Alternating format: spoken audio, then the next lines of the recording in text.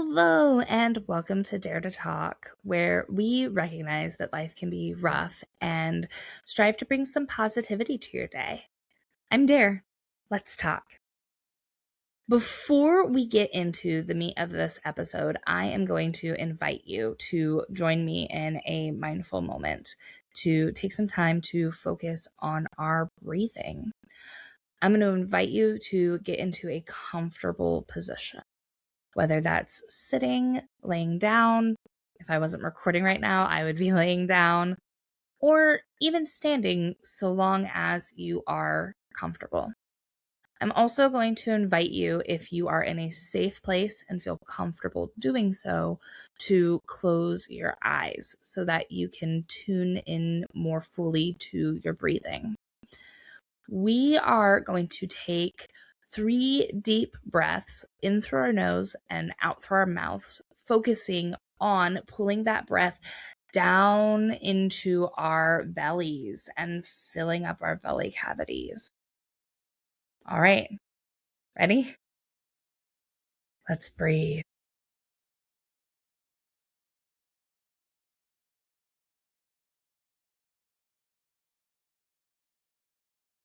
1,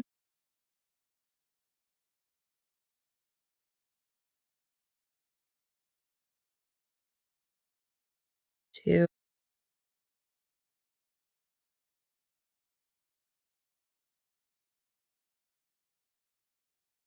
3. You can open your eyes now. Thank you for joining me for this mindful moment. I hope that you feel more connected to your breath, more grounded, and ready to take on the challenges of the day. So my name is Dare, and I am so excited to be here with you on this very first episode of Dare to Talk.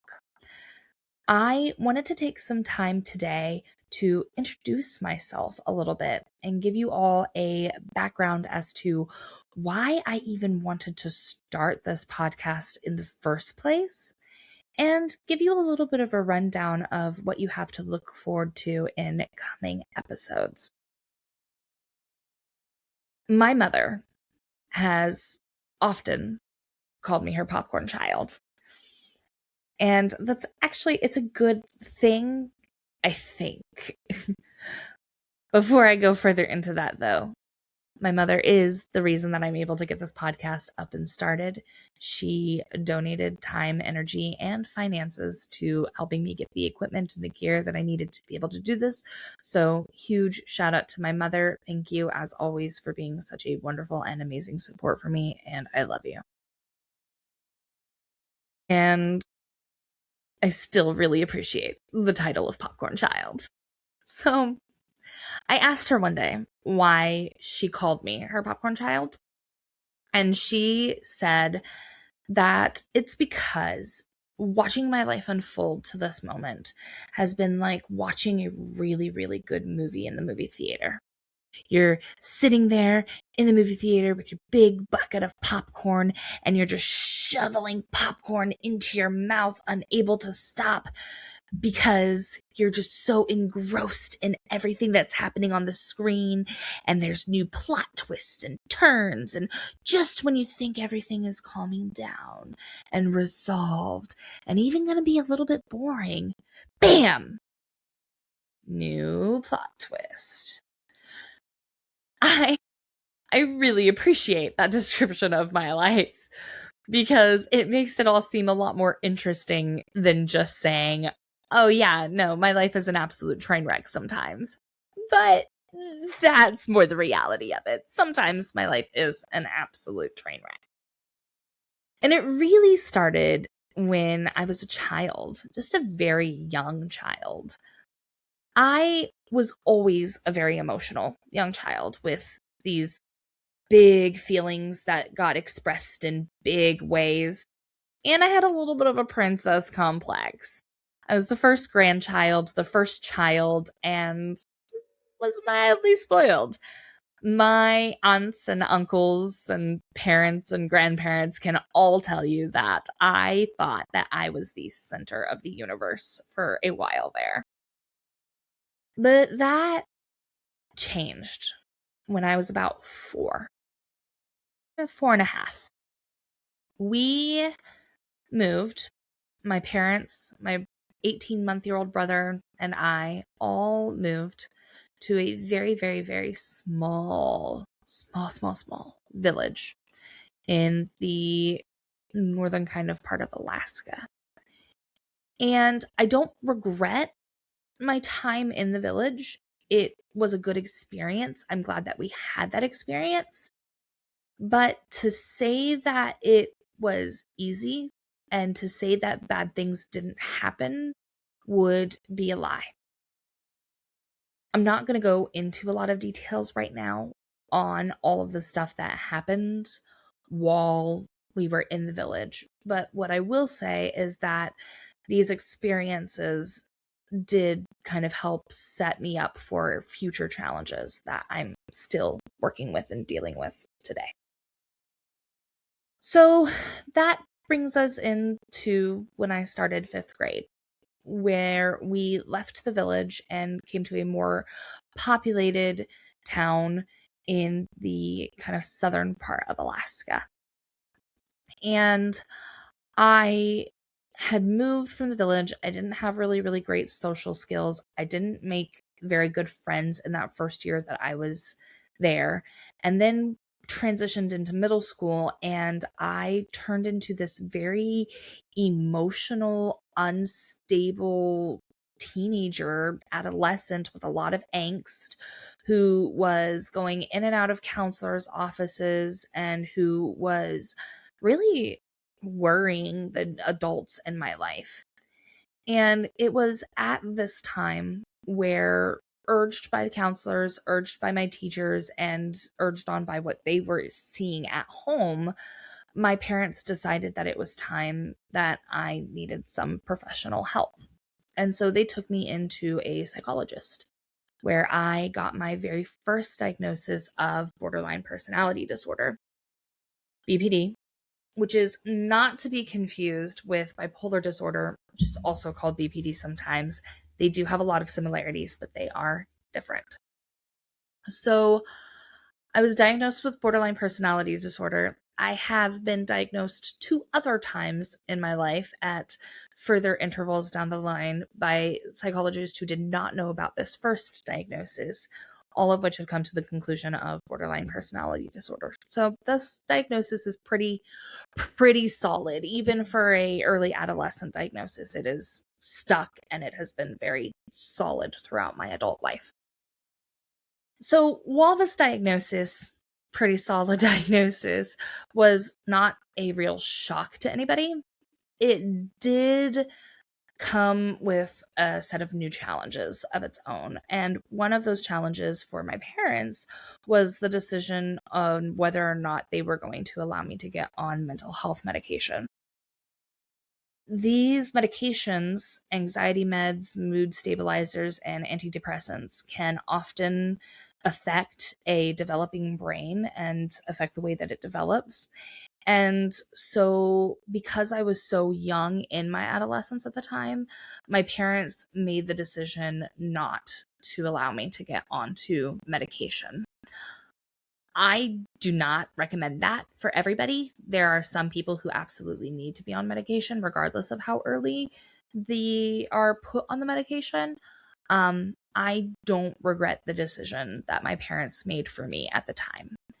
It definitely caused me to have to be very mindful of my emotions, to recognize how I was interacting with the world from moment to moment, and checking in with myself to see if the feelings that I was feeling were proportionate to what was actually happening. It also really made me have to be more in touch with the way that I was communicating my needs and my emotions and feelings to the people around me, and to be very aware of what some of my triggers were, and of whether or not I was going to be successful in completing certain tasks based on how I was feeling emotionally. I am now much more in tune with my emotions as an adult, and can recognize large emotions in young children for what they are and call on my own experiences about what helped me to help them. And so that has been really helpful in my adult life, but that might not be the case for everybody. So the decision on whether or not to medicate needs to really be case to case. On top of that, though, teenagers are not always known for being very supportive of other teenagers with mental health problems and mental health issues and challenges. And because I had the borderline personality disorder, the BPD, and had a lot of really big emotions and wasn't always very skilled at that time of handling them, I found that I was very often ostracized and called attention seeking, crazy, emotional, or crybaby. And so that was really, really rough.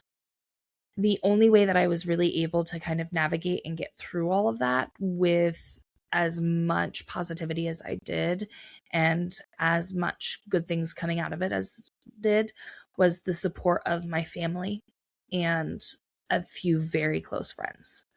So again, I would not recommend that choice for everybody. I struggled a lot with it, but it turned out well for me. As I reached adulthood, though, I had lived in so much emotional chaos as an adolescent, and I had that BPD, which can cause a unstable sense of self. And so I didn't really know what I wanted to do with my life going into adulthood. So I started college, and I was like, I am going to be a interpreter. And I'm going to do languages because I love languages and I love Spanish and it's really cool. And then I learned that Spanish was more of a hobby, less of something that I really, really wanted to get into. And then I thought, well, my whole dad's side of the family is preachers and teachers, and there's a lot of teachers in my family. Maybe I could be a teacher too. And so I started for a degree in elementary education. And at the time, I was working at a daycare, and I learned very quickly that loved kids, was very scared of parents. didn't much like interacting with parents very much. And a lot of that had to do with social anxiety and fear of rejection and fear of not being accepted and getting in trouble. And I didn't want to deal with it. And so that scared me away from wanting to teach. And so I kind of left that behind and dropped out of college. And at that point, I had my mental health pretty well regulated to the point where I could pass as being neurotypical and decided that I was going to get a waiver and enlist in the military. So I did that and I successfully enlisted, got through the first part of training. Second part of training was in my first command, and then I started having really, really bad panic attacks and couldn't get cleared for high risk training anymore. And so I was honorably discharged. Yay. But I didn't make it in the military very long. And so after that, I had gotten married while I was in the military, and I decided to just focus on being a housewife for a little bit and moved out to Guam with my partner and got really bored just being a housewife. I got so bored. And so I was writing for a little bit. I got really into writing and decided I was going to go for a bachelor's of the arts in creative writing focused on fiction. And I was going to be a writer who was going to write romance novels, and it was going to be great. And then I finished my degree, actually got my diploma, and then decided that, like languages, writing was more of a hobby and I didn't really want to make a career out of it. So I have a bachelor's of the arts in creative writing, and I use it to write my blog, but not for much else. And then I was talking to my mother one day, talked to her a lot, and she had this brilliant idea that would put me back in touch with working with children. And that was to move back to Alaska and open a business called the Gilly Learning Center. And we did. We opened it. I went back to Southern New Hampshire University, which is where I got my BA from, and I got my master's in science for psychology based on childhood and developmental psychology. So I have my master's in psychology, childhood and developmental psych. And we started this business, and we didn't set out to work with children who had emotional and behavioral needs. But for some reason, that's the kind of crowd that we really drew in. And so a lot of our students at the Gilly Learning Center had these behavioral needs. And I found that I really loved that work. Working with children on behavioral management, drawing on my own past experiences of what worked for me, and on my psychology degree of these different coping skills and stress management mechanisms that worked for other people, and just really focusing in on helping students with behaviors. And that was a passion of mine. It was something I really enjoyed. I got excited and in my happy place when I was able to do that. But we did start the business right after things started to calm down for COVID. And it wasn't a great time for any businesses to really be starting up. We got a little bit of a slow start. We didn't really know fully what we were doing. And we struggled, particularly in the field of staffing. And so after 2 years of really struggling and really fighting and just banging my head against the wall and working 12-hour days, not being able to make ends meet for myself, we decided to call it. I decided to call it, but I didn't want to give up on working with kids. So I went back to school to Grand Canyon University and worked on getting my master's in early childhood education and early childhood special education, which I have gotten and I have a diploma for. So I had found my purpose. I was just stepping into my classroom. I was just getting started on this life. I had the degree. I was drawing on my past experience. I was going to make a name for myself. And I had actually been hired out of school and was stepping into my first year of teaching elementary. I had taught middle school and high school the year before, but I was coming into teaching elementary this year and that year. And I was very, very excited about it. And I got hired in October.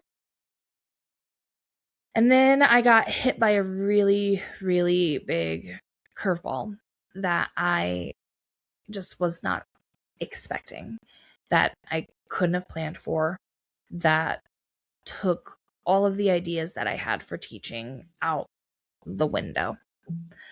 And I will get into that story in a second. But first, it's time for one of the segments of Dare to Talk that is going to be in every episode. And those are our terrible dare jokes. What did the caterpillar make for his New Year's resolution?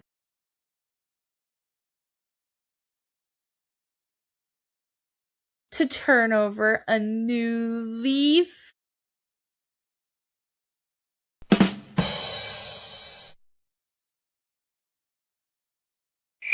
No, okay.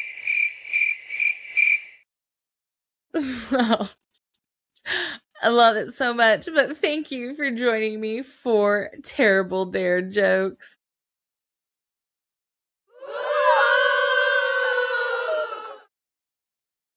Come back for the next episode to see our next Terrible Dare joke.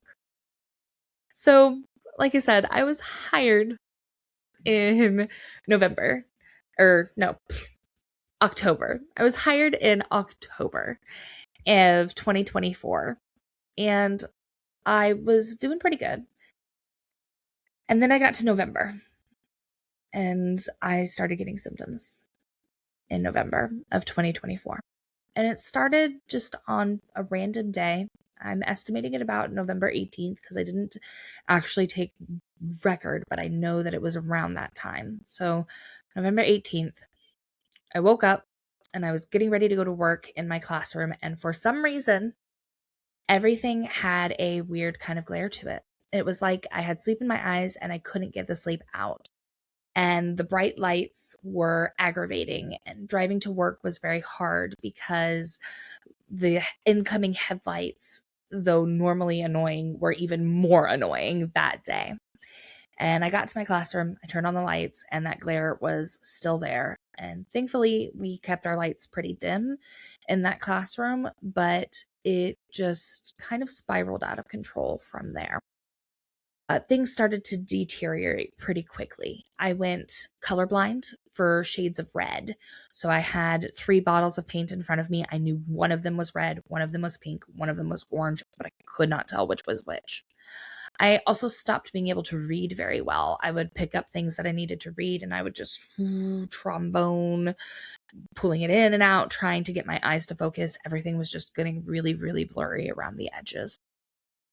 Then I started to lose focus. I got distracted very easily. I had a shorter attention span. I couldn't maintain focus for very long. And then I started having short-term memory issues and becoming very, very forgetful. I needed to start writing myself more notes. And from moment to moment, I wouldn't always remember what I was doing. And then I stopped being able to type, which was very noticeable. I typically, on average, can type 90 words per minute with 90% accuracy. And I went from being able to do that to going one finger, very rudimentarily pushing letters trying to type. And that was very, very noticeable at the time because I was working on individual education plans for my students and working on progress notes for my students. And they were taking a lot longer than they should have been because I wasn't able to type. Then my emotions, which I am very in touch with, became even more unstable and my anxiety kicked up, even though I was taking medication at the time to stabilize everything. The medication just stopped kind of working for a little bit. And then I started having trouble with mobility.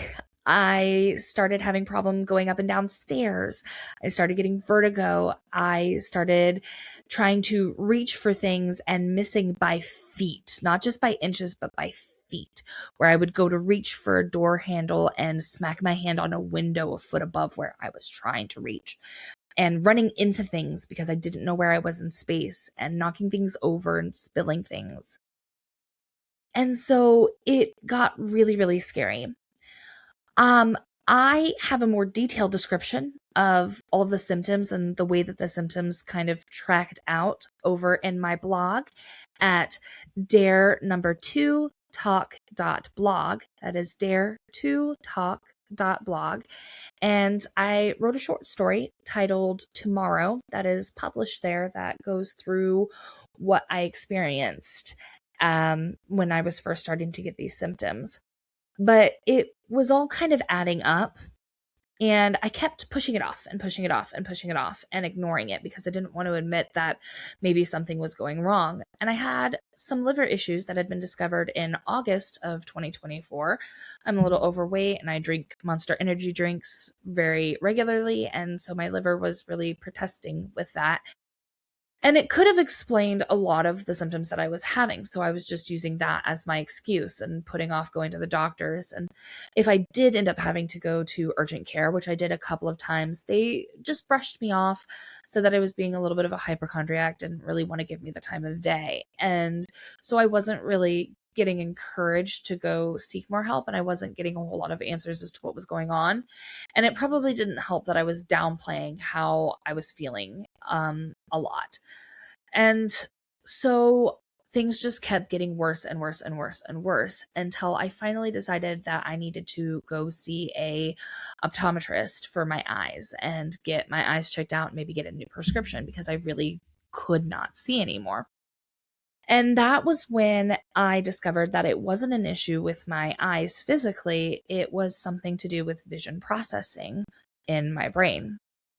And so that really, really worried me. And I really quickly made an appointment with my primary care provider, and she said, we need to get you an MRI. And so I had a referral for an MRI. But as anybody who's trying to get an MRI knows, sometimes it takes a hot minute for that to happen. So about a week went by. My MRI was scheduled for the following week of January 8th or around that time frame, but I still needed to go about my life, still needed to get my classroom ready for my students to come back. And at this time, I was having a very hard time driving. I was having out of body experiences. I was drawing my arms and limbs into my center mass to protect them because I didn't know where I was in space. And it was just a very unconscious movement that I was doing. I was having a hard time now, even walking on flat surfaces. And I was having a lot of difficulty dropping things, handling things, knocking things over, and buckling my seatbelt. And so I didn't really feel like I should be behind the wheel of a car. And I was very fortunate that my mother drove me one day, my significant other drove me another day. But on January 3rd, I could not get a ride to the school. And so I risked it and drove myself. And I was sitting in my classroom by myself, working on the progress notes and IEPs that I had not managed to get done, and working on my first lesson plans for the coming semester. And I got hit by this really intense wave of anxiety that I just could not explain. And this really intense wave of just dread and doom that said, if I don't leave right here, right now, something terrible is going to happen. And so I called my mom and I said, Mom, I need you to come and get me. And she said, you got yourself to work. You can get yourself home. And in hindsight, that wasn't really great. She, in her defense, probably didn't realize how bad things actually were. Like I said, I'd been downplaying a lot of things. No parent wants to recognize when their child is sick. And she had finally gotten my dad to clean the closet with her, which is a big deal. She'd been trying to get him to do that for a month. And so that's what she was doing whenever I got behind the wheel of my car on January 3rd to drive myself home. And I made it about halfway home before I lost control of my arm. And my right arm started to shake really, really badly, and I could not get it to stop. And so I pulled over and said to my mother, called her on the phone, said, now you don't have a choice. You are coming to get me. I am not continuing to drive. And she said, okay. They dropped everything. They came and got me from the side of the road, and we went to the emergency room. And my father actually took me to the emergency room, which was good because I needed my father at this moment. And my mother would have had a conniption right then and there in the ER if she had been there with us when everything happened. So my father took me to the emergency room, and the lovely doctors at Matsu Regional out in Palmer, thank you guys so much for listening to me and taking care of me. They decided to do an MRI right there on the spot, and they found 2 masses, or what could only have been described as masses at the time, in my brain. And one of them was about the size of a golf ball in my left parietal lobe, which is towards kind of the back of your head. And the other one was about the size of a quarter in my left frontal lobe, kind of towards the front forehead area of your brain. And the doctors did not know what they were at first, because like I said, they looked like tumors, but they weren't really acting like tumors. And so they kind of freaked out a little bit and medically transported me to a larger hospital in a different town. And I was hospitalized for a couple of weeks at that hospital, and then went to a specialty hospital where I got intensive physical therapy, occupational therapy, and speech therapy to help get some of the things that I'd lost back. Then, because the doctors weren't totally sure, they thought they knew, but they weren't totally sure, we ended up going for a second opinion at the Mayo Clinic in Rochester, which is one of the best hospitals in the world. And so we went there, and that's where I got my official diagnosis of Balo's concentric sclerosis with tumefactive demyelination. And so Balo's concentric sclerosis is a lot like multiple sclerosis. In fact, actually, it's a rare version of multiple sclerosis. And having talked to a lot of people over this last year, I have realized that a lot of people don't know what multiple sclerosis is. And so, what multiple sclerosis is it is an autoimmune disease where your immune system decides that your neurons and the myelin that is protecting your neurons is a threat, and it attacks that myelin, which damages the neurons and can eventually kill them. So, in a little bit more layman's terms, neurons are a special kind of cell that make up our nervous system. They make up our brain. They travel throughout our bodies to bring signals from our brains to our bodies to tell our bodies what to do, and then bring signals from our bodies to our brains to tell our bodies what's going on in our world and our space around us. They are what allows us to take the message that our eyeballs get and send it to our head, which that pathway was significantly damaged for me, which is why my vision started to go very wonky. They take our message from our brains to our muscles to tell our muscles to move. And there's a part of our neurons, in fact, actually, for those of you who can see on video, this part right here, for those of you who can't see, the neurons are kind of this, they have this long kind of stem thing, and that's like a wire, in my opinion. That's how I describe it, as like a wire, and that wire transmits electrical impulses through our body, and it's protected, like any wire, with a protective covering. Like the plastic covering around wires, or like electrical tape that we use to wrap wires up when they're exposed. And that's myelin. That protective sheath is myelin. And when it is damaged, then it prevents the signal from being able to be passed through our bodies very effectively. And like I said, when enough damage is done, it kills off the neuron. So I have a space in my head now where the neurons took enough damage that they are dead and they will not regenerate. They will not come back. So Balo's concentric sclerosis is a rarer form of multiple sclerosis. They are both demyelinating diseases, but Balo's concentric sclerosis is more aggressive, and the lesions that come from Balo's concentric sclerosis are rather large and take on an interesting form, kind of like the rings of a tree or the layers of an onion. So that is what they saw in my head when they first looked, and they went, "We've never seen this before," because in normal multiple sclerosis, lesions are usually smaller and they don't develop quite as quickly. And there might be more of them, but they are smaller. So my lesions were very large and very frightening. So it's also very rare. Balo's concentric sclerosis is very rare. My doctor at the Mayo Clinic said to me that it is kind of like this. In a study of multiple sclerosis, you could get about 20,000 people pretty easily. In a study of Balo's concentric sclerosis, you'd be lucky to get about 2,000, is kind of what he said. And so it's rare, which is why doctors weren't really kind of sure when they saw what it was. So because of the symptoms that I have, and because of the way that everything happens, I have been prevented from being able to work. I also, along with Balo's concentric sclerosis, have been diagnosed with functional movement disorder, or psychogenic non-epileptic seizures, depending on what doctors you're talking to. And that kind of comes about more when I am very stressed or very tired or exerting myself physically, which is things that would be happening if I was teaching or working a lot of other jobs that I'm qualified to work.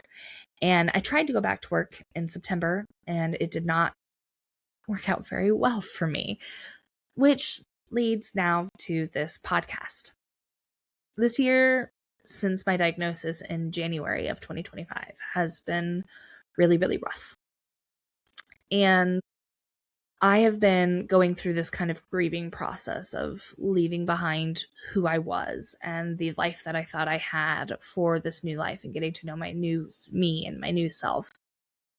And I have struggled a lot with finding my purpose again and finding positivity in my moments that I needed it. But because of my early life with my borderline personality disorder and being unmedicated and having these skills that I have, plus the combined ability to kind of work with children and the psychology degree that I have, as well as the education degrees that I have a lot of practice and skills in finding the silver linings in negative areas, and a lot of practice and skills in mental health management and positive thinking and gratitude. And so when things are going rough, it is very instinctual for me to look for the good, look for the positive, find something actionable that I can do to help manage it and solve it if I can. And so I've realized over this last year of doing this repeatedly, going into a slump, working myself out of it, going into a slump, working myself out of it, and then having other people around me comment on how I am just taking everything in stride and working it like a champ, and how they don't understand how I'm so okay when they would so not be, has made me realize that I have skills that other people might not have, and experiences that other people might not have, that I can still teach and I can still give to other people. And so that is going to be the focus of this podcast from this episode on. I really want to give you guys the skills, not as a mental health professional, though I do have that psychology degree, and not as an educator, though I do have that education degree, but as a person who is struggling with chronic illness, who is suffering from day to day to just survive.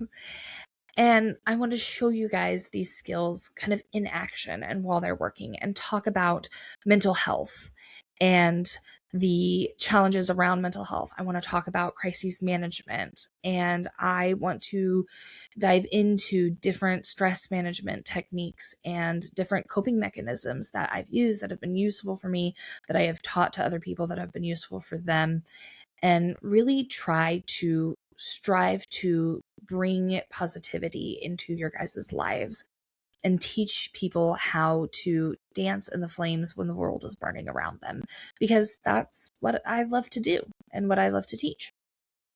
So starting in next week's episode, we're going to be talking about mental health, and we are going to be talking about different coping skills and things like that. And I really hope that you guys will join me and know that I'm not just blowing smoke.